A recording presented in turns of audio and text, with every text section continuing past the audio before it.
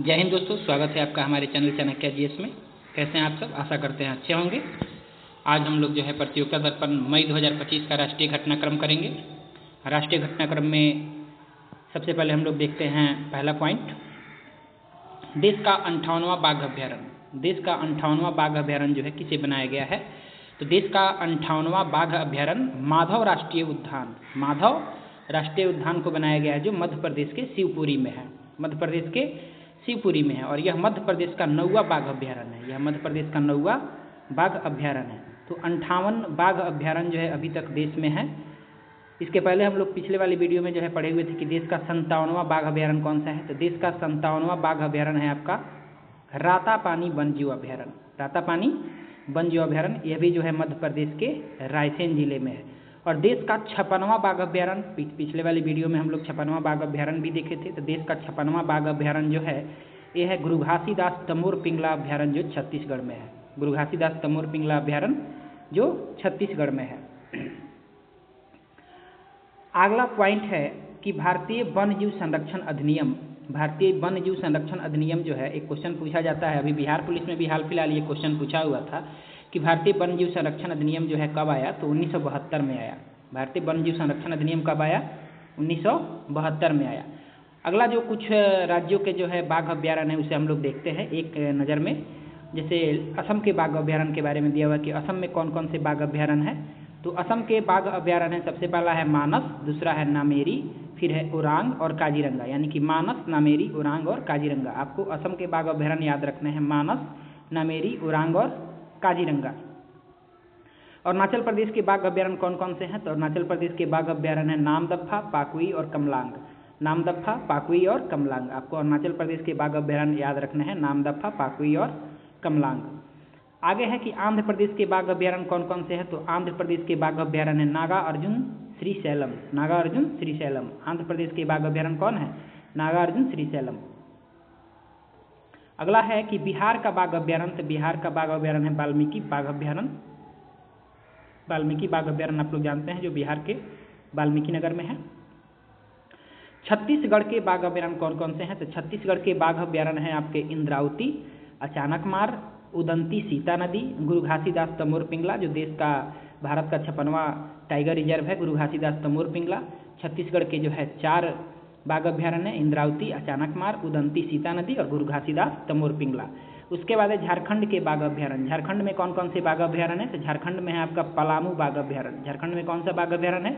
पलामू बाघ अभ्यारण्य। आगे है कि मिजोरम, मिजोरम का बाघ अभ्यारण्य कौन सा है? तो मिजोरम का बाघ अभ्यारण्य है डंपा। मिजोरम का कौन सा बाघ अभ्यारण्य है? डंपा बाघ अभ्यारण्य। आगे है राजस्थान के बाघ अभ्यारण्य। तो राजस्थान के बाघ अभ्यारण्य आप लोग याद रखेंगे, रणथंभौर बाघ अभ्यारण्य, फिर है सरिस्का, फिर है मुकुंदरा हिल्स, फिर है रामगढ़ विषधारी अभ्यारण्य, फिर है धौलपुर करौली। तो आपको जो है राजस्थान में याद रखना है रणथंभौर बाघ अभ्यारण्य, सरिस्का बाघ अभ्यारण्य, मुकुंदरा हिल्स, रामगढ़ विषधारी अभ्यारण्य और धौलपुर करौली बाघ अभ्यारण्य। ये राजस्थान के बाघ अभ्यारण्य आपको याद रखने हैं। कर्नाटक के बाघ अभ्यारण्य दिया हुआ है। कर्नाटक में कौन कौन सा बाघ अभ्यारण्य है? तो कर्नाटक में आपका बांदीपुर है, भद्रा है, नागरहोल है, डांडेली अंसी है और बिलीगिरी रंगनाथ राव मंदिर है। कर्नाटक के बाघ अभ्यारण्य जो है आपके बांदीपुर, भद्रा, नागरहोल, डांडेली अंसी और बिलीगिरी रंगनाथ राव मंदिर। उसके बाद आपका दिया हुआ है केरल के बाघ अभ्यारण्य। तो केरल के बाघ अभ्यारण्य कौन कौन से हैं? तो केरल के बाघ अभ्यारण्य आपके पेरियार और पराम्बिकुलम। केरल में आपको 2 बाघ अभ्यारण्य याद रखना है, पेरियार और पराम्बिकुलम। पेरियार और पराम्बिकुलम। मध्य प्रदेश के बाघ अभ्यारण्य कौन कौन से हैं? तो मध्य प्रदेश के बाघ अभ्यारण्य आप लोग देखेंगे, पहला है कान्हा, जिसे कान्हा किसली बाघ अभ्यारण्य कहते हैं। दूसरा है पेंच। तो पेंच जो बाघ अभ्यारण्य है ये मध्य प्रदेश और महाराष्ट्र दोनों के जो है बाउंड्री लाइन पे पड़ता है, तो इसको दोनों में हम लोग पढ़ेंगे, मध्य प्रदेश और महाराष्ट्र दोनों में। तो पेंच जो है मध्य प्रदेश महाराष्ट्र दोनों में काउंट होगा। आपका अगला है बांधवगढ़ बाघ अभ्यारण्य, ये भी जो है मध्य प्रदेश में है। पन्ना बाघ अभ्यारण्य ये भी मध्य प्रदेश में है। माधव टाइगर रिजर्व जो भारत का 58वां टाइगर रिजर्व बना है, माधव टाइगर रिजर्व ये भी जो है मध्य प्रदेश में है। आगे है आपका सतपुड़ा, सतपुड़ा बाघ अभ्यारण्य। आगे है संजय धुबरी बाघ अभ्यारण्य, वीरांगना दुर्गावती बाघ अभ्यारण्य, रातापानी बाघ अभ्यारण्य यानी कि रातापानी वन्यजीव अभ्यारण्य जो है, जो बाघ अभ्यारण्य बना हुआ है ये भारत का 57वां है। यानी कि रातापानी बाघ अभ्यारण्य भारत का 57वां और माधव टाइगर रिजर्व भारत का 58वां है। अगर आपसे पूछा जाए कि सबसे अधिक बाघ अभ्यारण्य किस राज्य में है? तो मध्य प्रदेश में है। सबसे अधिक बाघ अभ्यारण्य किस राज्य में है? मध्य प्रदेश में है। अगला आपका जो है प्रश्न है महाराष्ट्र के बाघ अभ्यारण्य, यानी कि महाराष्ट्र में कौन कौन से बाघ अभ्यारण्य हैं। तो महाराष्ट्र के बाघ अभ्यारण्य आपके मेलघाट, महाराष्ट्र का बाघ अभ्यारण्य कौन सा है, मेलघाट है। पेंच पीछे बताया आपको कि मध्य प्रदेश और महाराष्ट्र दोनों में काउंट होगा, बाउंड्री लाइन पे है। उसके बाद है तंडोब अंधेरी, उसके बाद है सह्याद्री, उसके बाद है नवेगांव नागजीरा, और उसके बाद है बोर, नवेगांव नागजीरा, सह्याद्री, तंडोब अंधेरी, पेंच और मेलघाट, ये सब महाराष्ट्र के बाघ अभ्यारण्य हैं। आगे है उत्तर प्रदेश के बाघ अभ्यारण्य, यानी कि उत्तर प्रदेश में कौन कौन से बाघ अभ्यारण्य है। तो दुधवा बाघ अभ्यारण्य आप लोग जानते हैं, पीलीभीत जानते हैं, अमानगढ़, दुधवा, पीलीभीत, अमानगढ़ और रानीपुर चित्रकूट बाघ अभ्यारण्य, ये सब उत्तर प्रदेश के बाघ अभ्यारण्य। उत्तर प्रदेश में कौन कौन से हैं, दुधवा, पीलीभीत, अमानगढ़ और रानीपुर चित्रकूट। उत्तराखंड में 2 बाघ अभ्यारण्य है, पहला एक जिम कार्बेट है और दूसरा है राजाजी। दूसरा क्या है, राजाजी बाघ अभ्यारण्य, यानी कि उत्तराखंड के 2 बाघ अभ्यारण्य, जिम कार्बेट और राजाजी। पश्चिम बंगाल के बाघ अभ्यारण्य कौन कौन से हैं। तो पश्चिम बंगाल के भी 2 बाघ अभ्यारण्य, सुंदरबन और बुक्सा, सुंदरबन बाघ अभ्यारण्य और बुक्सा बाघ अभ्यारण्य, ये दोनों पश्चिम बंगाल में है। अगला है कि तेलंगाना के बाघ अभ्यारण्य कौन कौन से हैं। तो तेलंगाना में एक ही बाघ अभ्यारण्य, कवल बाघ अभ्यारण्य। आप लोग याद रखेंगे तेलंगाना का जो है गठन आंध्र प्रदेश से अलग होकर हुआ था 2 जून 2014 को, तो ये कवल बाघ अभ्यारण्य जो है तेलंगाना का बाघ अभ्यारण्य है। उड़ीसा के बाघ अभ्यारण्य कौन कौन से हैं। तो उड़ीसा के बाघ अभ्यारण्य सिमलीपाल, सिमलीपाल और सतकोसिया, तो आप उड़ीसा में याद रखेंगे सिमलीपाल और सतकोसिया। उड़ीसा में 2 बाघ अभ्यारण्य, सिमलीपाल और सतकोसिया। आगे है कि तमिलनाडु के बाघ अभ्यारण्य कौन कौन से हैं। तो तमिलनाडु के बाघ अभ्यारण्य जो दिए हुए हैं उसको याद रखना है। पहला है कालकड मुंदथेरई, अन्नामलाई, मद्दुमलाई, सत्यमंगलम जरूर याद रखिएगा, एग्जाम्स में ये पूछा जाता है कि सत्यमंगलम बाघ अभ्यारण्य किस राज्य में है, तमिलनाडु में। और श्री बिल्लीपुथुर मेघामलाई, सत्यमंगलम, मुद्दुमलाई, अन्नामलाई और कालकड मुंदथेरई, ये सब तमिलनाडु के बाघ अभ्यारण्य हैं। बाघ अभ्यारण्य जो है जितना हम लोग ने किया है इसको जो है आप लोग अच्छे से रिवीजन कर लेंगे, इतना के अंदर से ही पूछा जाता है। तो आपको 56वां, 57वां और 58वां जरूर याद रखिएगा कि 56वां बाघ अभ्यारण्य कौन सा है, 57वां कौन है और 58वां कौन है। तो 56वां अपना गुरु घासीदास तमोर पिंगला जो छत्तीसगढ़ में है, 57वां आपका हो जाएगा जो है रातापानी और 58वां हो जाएगा माधव। 58वां कौन सा हो जाएगा, 58वां बाघ अभ्यारण्य जो हो जाएगा आपका वो 58वां हो जाएगा आपका माधव राष्ट्रीय उद्यान जो मध्य प्रदेश के शिवपुरी में है। चलिए अब हम लोग आगे चलते हैं, बाघ अभ्यारण्य तो देख लिए, अब आगे के पॉइंट की ओर चलते हैं। आगे का पॉइंट जो है राष्ट्रीय घटनाक्रम का जो अगला पॉइंट है, अगला पॉइंट की तरफ हम लोग चलते हैं। अगला पॉइंट आपको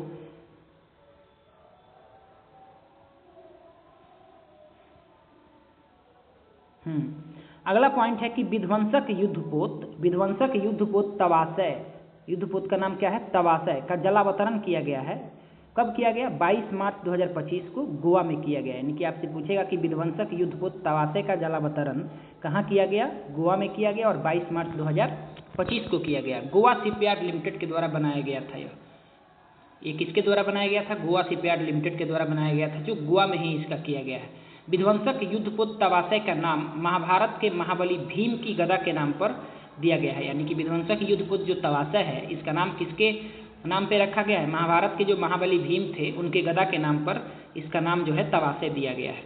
रूस से अनुबंधित क्रिवाक श्रेणी के 4 स्टील्थ फ्रिगेट्स के चौथे एवं अंतिम युद्धपोत तवासय है। कहने का मतलब है कि रूस से अनुबंधित जो है युद्धपोत है, विध्वंसक युद्धपोत है जो क्रिवाक श्रेणी का है। किस श्रेणी का है, क्रिवाक श्रेणी का है। और क्रिवाक श्रेणी के अंतर्गत 4 स्टील्थ फ्रिगेट्स का निर्माण करना था और चौथा और अंतिम ये क्या है, तवासय है। इससे पहले जो है 3 का जो है जलावतरण हो चुका है। पहला है तुसील, दूसरा है तमाल, तीसरा है त्रिगुट और चौथा तवासय का किया गया है। कहाँ किया गया है, गोवा में किया गया है। तो ये जो आपके क्रिवाक श्रेणी के 4 स्टील्थ फ्रिगेट्स हैं ये कौन कौन से हैं, तुसील, तमाल, त्रिगुट और तवासय। सब त से है, तुसील, तमाल, त्रिगुट और तवासय। तो इसको याद रखेंगे, तुसील, तमाल, त्रिगुट और तवासय रूस के द्वारा अनुबंधित है। अगला प्रश्न है आपका, अगला पॉइंट है केदारनाथ और हेमकुंड साहिब के लिए रोपवे परियोजनाओं को मंजूरी दी गई है। केदारनाथ और हेमकुंड साहिब जो है उत्तराखंड में, उनके लिए रोपवे परियोजनाओं को मंजूरी दी गई है। केदारनाथ किस जिला में पड़ता है, तो उत्तराखंड के रुद्रप्रयाग जिला में पड़ता है और हेमकुंड साहिब उत्तराखंड के चमोली जिला में पड़ता है। यह रोपवे 12.9 किलोमीटर लंबा होगा। यानी कि जो आपका ये रोपवे होगा केदारनाथ हेमकुंड साहिब के लिए ये 12.9 किलोमीटर लंबा होगा। यह सोनप्रयाग से शुरू होगा। यह कहाँ से शुरू होगा? सोनप्रयाग से। हेमकुंड साहिब परियोजना के तहत उत्तराखंड में गोविंद घाट से हेमकुंड साहिब तक 12.4 किलोमीटर तक रोपवे का निर्माण किया जाएगा। अगला प्रश्न है कि लो लेवल ट्रांसपोर्टेबल रडार अश्विनी की स्वदेशी कंपनी भारत इलेक्ट्रॉनिक्स लिमिटेड यानी कि बेल का फुल फॉर्म आपसे कभी कभी पूछ लेता है, Bharat Electronics Limited. Low level transportable radar है अश्विनी की स्वदेशी company Bharat Electronics Limited BEL से खरीद के लिए रुपये 2906 करोड़ का अनुबंध किया गया है। यानी कि लो लेवल ट्रांसपोर्टेबल रडार अश्विनी की स्वदेशी कंपनी भारत इलेक्ट्रॉनिक्स लिमिटेड से खरीद के लिए 2906 करोड़ का अनुबंध किया गया है। यानी कि आपसे क्वेश्चन पूछेगा कि लो लेवल ट्रांसपोर्टेबल रडार अश्विनी को कौन बनाएगा? तो भारत इलेक्ट्रॉनिक्स लिमिटेड बनाएगा। स्वदेशी कंपनी है, इसी से जो है अनुबंध हुआ है। कितना का हुआ है? 2906 करोड़ का हुआ है। अगला प्रश्न है कि अस्त्र MK1 का हल्के लड़ाकू विमान तेजस से सफल परीक्षण किया गया 12 मार्च 2025 को। अस्त्र MK1 का सफल परीक्षण किससे किया गया? हल्के लड़ाकू विमान तेजस से। यह 100 किलोमीटर से अधिक दूरी तक हवा से हवा में मार कर सकता है। आपसे पूछा कि अस्त्र MK1 किस में मार करेगा? तो हवा से हवा में मार करेगा और 100 किलोमीटर से अधिक दूरी तक मार कर सकता है। इसका परीक्षण किससे किया गया है? तेजस लड़ाकू विमान, हल्के लड़ाकू विमान तेजस से। अगला प्रश्न है कि इसका परीक्षण ओडिशा के चांदीपुर तट से किया गया। यानी कि आपका जो अस्त्र MK1 है इसका परीक्षण ओडिशा के चांदीपुर तट से किया गया। अगले पॉइंट पे आते हैं DRDO द्वारा अस्त्र MK1 DRDO द्वारा अस्त्र MK3 यानी कि गांडीव का भी विकास किया गया है। यानी कि DRDO के द्वारा अस्त्र MK3 गांडीव का विकास किया गया है। अस्त्र MK3 का नाम गांडीव अर्जुन के धनुष के नाम पर रखा गया है। यानी कि अस्त्र MK3 का जो नाम गांडीव रखा गया है अर्जुन के धनुष के नाम पर रखा गया है। इसकी मारक क्षमता 340 किलोमीटर है। देखिए अस्त्र MK1 का मारक क्षमता 100 किलोमीटर है, लेकिन अस्त्र MK3 का मारक क्षमता कितना है? 340 किलोमीटर। और ये अस्त्र जो है कहाँ से कहाँ मार करेगा? हवा से हवा में मार करेगा। तो ये प्रश्न आपको जरूर याद रखना है। और अस्त्र MK3 का नाम गांडीव क्यों रखा गया है? तो ये अर्जुन के धनुष के नाम पर इसका नाम गांडीव रखा गया है। T-72 टैंकों के लिए रूस से इंजन की खरीद के लिए अनुबंध किया गया है। देखिए T-72 टैंक का जो है खरीद के लिए रूस से इंजन की खरीद के लिए अनुबंध किया गया है। T-72 टैंकों के इंजन की क्षमता कितनी होगी? तो ये T-72 टैंकों के इंजन की जो क्षमता है 1000 हॉर्स पावर होगा। 1000 हॉर्स पावर होगा। T-72 टैंकों की इंजन की क्षमता 1000 हॉर्स पावर होगा। और किससे खरीदने के लिए जो है अनुबंध हुआ है? तो रूस से इंजन की खरीद के लिए अनुबंध हुआ है। T-72 टैंकों के इंजन खरीद के लिए रूस की रोसोबोरॉन एक्सपोर्ट कंपनी के साथ $248 मिलियन का सौदा हुआ है वर्ष 2025 को। अगला प्रश्न है कि वर्ष 2025 को सुधार वर्ष के रूप में मनाने की घोषणा की है किसने? तो रक्षा मंत्रालय ने, यानी कि डिफेंस मिनिस्ट्री ने वर्ष 2025 को सुधार वर्ष के रूप में मनाने की घोषणा की है। इसे वो जरूर याद रखिएगा कि किस मंत्रालय ने वर्ष 2025 को सुधार वर्ष के रूप में मनाने की घोषणा की है? तो रक्षा मंत्रालय ने। अगले प्रश्न की तरफ हम लोग चलते हैं। अगला प्रश्न है कि अंतरिक्ष में 2 उपग्रहों की डॉकिंग के पश्चात उनकी अनडॉकिंग में भी इसरो को सफलता मिल गई है। आप लोगों को पिछले वीडियो में जो है बताया गया था कि डॉकिंग क्या है। तो अंतरिक्ष में, बाह्य अंतरिक्ष में 2 उपग्रहों को जोड़ने की प्रक्रिया जो है क्या कहलाती है? डॉकिंग कहलाती है। तो अंतरिक्ष में 2 उपग्रहों की डॉकिंग के पश्चात उनकी अनडॉकिंग यानी कि उनको अलग करना, अनडॉकिंग में भी इसरो की सफलता मिल गई है। स्पेडेक्स मिशन जो है क्या हो गया है? सफल हो गया है। अगला प्रश्न है कि BCCI board of control for cricket in India, BCCI का फुल फॉर्म क्या होता है? Board of control for cricket in India. BCCI ने भारत की महिलाओं की सीनियर टीम के लिए 2024-25 के लिए वार्षिक कॉन्ट्रैक्ट की घोषणा की है। यानी कि BCCI ने भारत की महिलाओं की सीनियर टीम के लिए 24-25 के लिए जो है वार्षिक कॉन्ट्रैक्ट की घोषणा की है। इस वर्ष 16 खिलाड़ियों के अनुबंध की घोषणा BCCI ने किया है। यानी कि महिलाओं के लिए जो है 16 खिलाड़ियों के अनुबंध की घोषणा BCCI ने किया है। इसमें जो है ए ग्रेड में अनुबंधित खिलाड़ी कौन कौन से हैं? तो ए ग्रेड में अनुबंधित खिलाड़ी हैं हरमनप्रीत कौर, स्मृति मंधाना और दीप्ति शर्मा है। ए ग्रेड में अनुबंधित खिलाड़ी कौन कौन है? हरमनप्रीत कौर है, स्मृति मंधाना है और दीप्ति शर्मा है। देखिए कभी कभी प्रश्न पूछ लेता है कि ए ग्रेड में अनुबंधित महिला खिलाड़ियों को कितने पैसे दिए जाते हैं? तो ए ग्रेड में अनुबंधित महिला खिलाड़ियों को 50 लाख वार्षिक दिया जाता है। बी ग्रेड में अनुबंधित महिला खिलाड़ियों को 30 लाख वार्षिक दिया जाता है और सी ग्रेड में अनुबंधित महिला खिलाड़ियों को 10 लाख वार्षिक दिया जाता है। वहीं आप पुरुषों खिलाड़ियों के लिए अगर देखेंगे तो पुरुष खिलाड़ियों के लिए जो है ग्रेड कौन कौन सा होता है, तो A+ होता है, A होता है, B होता है और C होता है। तो A+ ग्रेड वाले जो खिलाड़ी होते हैं उनको 7 करोड़ वार्षिक मिलता है, A ग्रेड वाले को जो है 5 करोड़ वार्षिक मिलता है, B ग्रेड वाले को 3 करोड़ और C ग्रेड वाले को जो है 1 करोड़ वार्षिक मिलता है। देखिए महिला क्रिकेटर में और पुरुष क्रिकेटर में बहुत अंतर है पैसों के लेके। A ग्रेड में अगर महिला कोई है तो उसको मात्र 50 लाख रुपया मिलेगा, अगर वहीं अगर A ग्रेड में कोई पुरुष है तो उसे 5 करोड़ मिलेगा। चलिए हम लोग जो है आगे के पॉइंट पे चलते हैं। अगला पॉइंट हम लोग का कौन है, अगला पॉइंट है कि एक दशक यानी कि 10 वर्षों में इसरो द्वारा 393 विदेशी उपग्रहों का प्रक्षेपण किया गया है।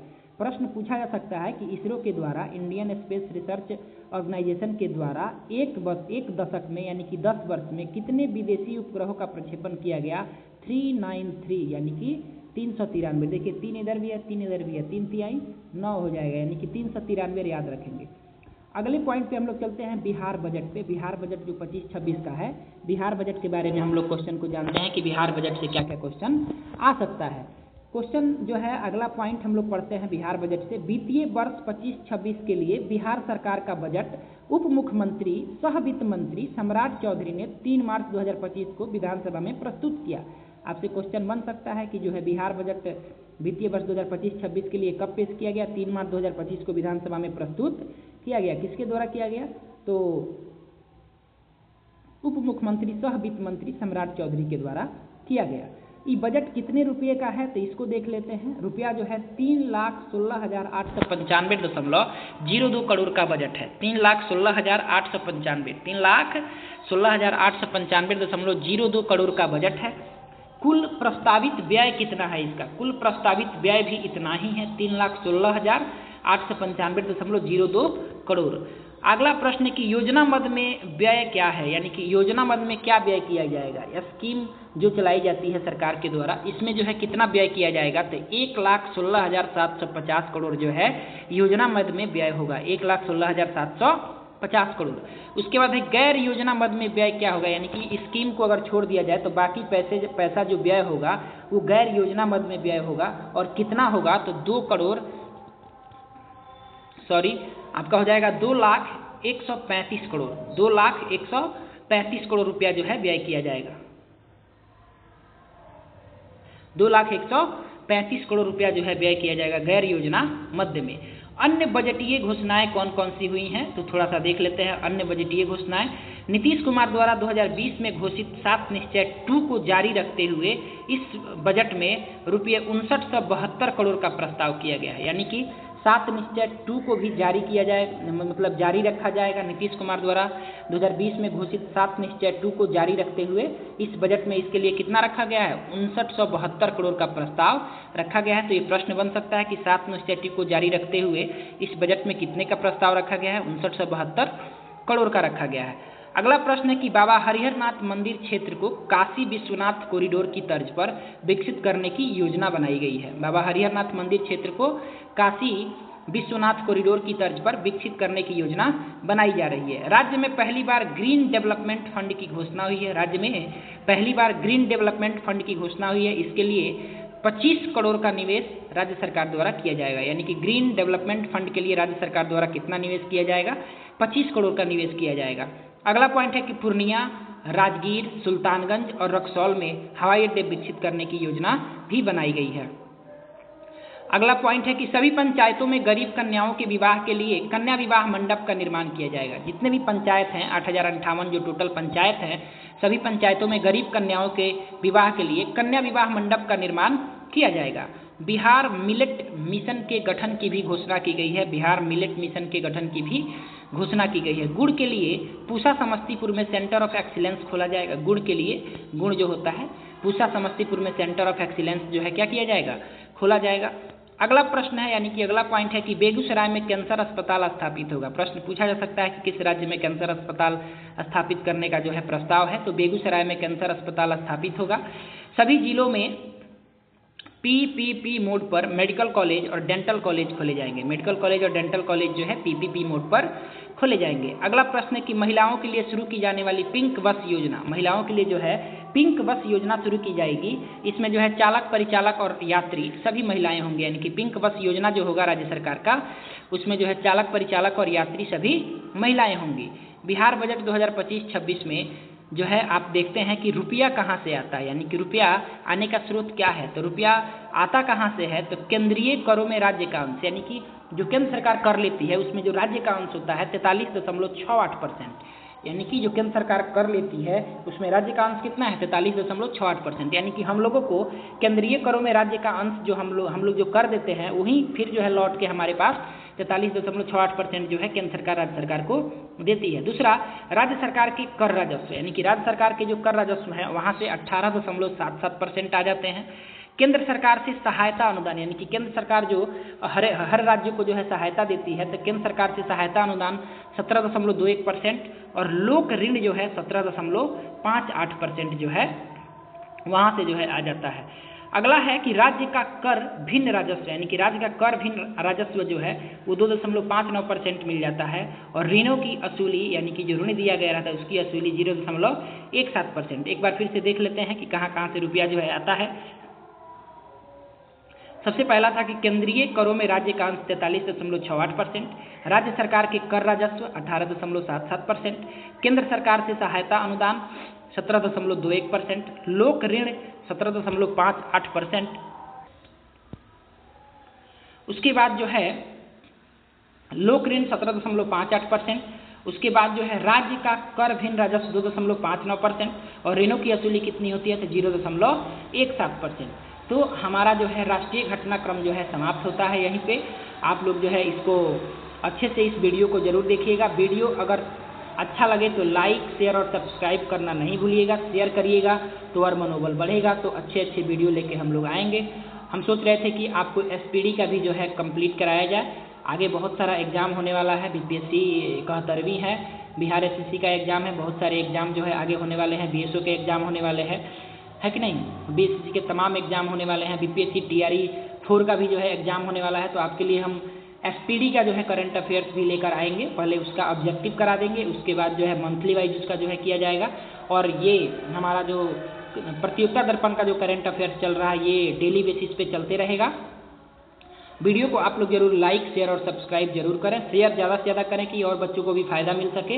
इसमें जो क्वेश्चंस हम लोग पढ़ रहे हैं डायरेक्ट क्वेश्चंस आते हैं एग्जाम में, इसमें नो डाउट है। इस वीडियो को आप लोग अच्छे से अच्छे देखें, अच्छे से लाइक करें और ज़्यादा से ज़्यादा शेयर करें। शेयर करिएगा, मनोबल बढ़ेगा तो और अच्छे से जो है वीडियो बनाया जाएगा और अच्छे से जो है आपको कंटेंट उपलब्ध कराया जाएगा। धन्यवाद। जय हिंद।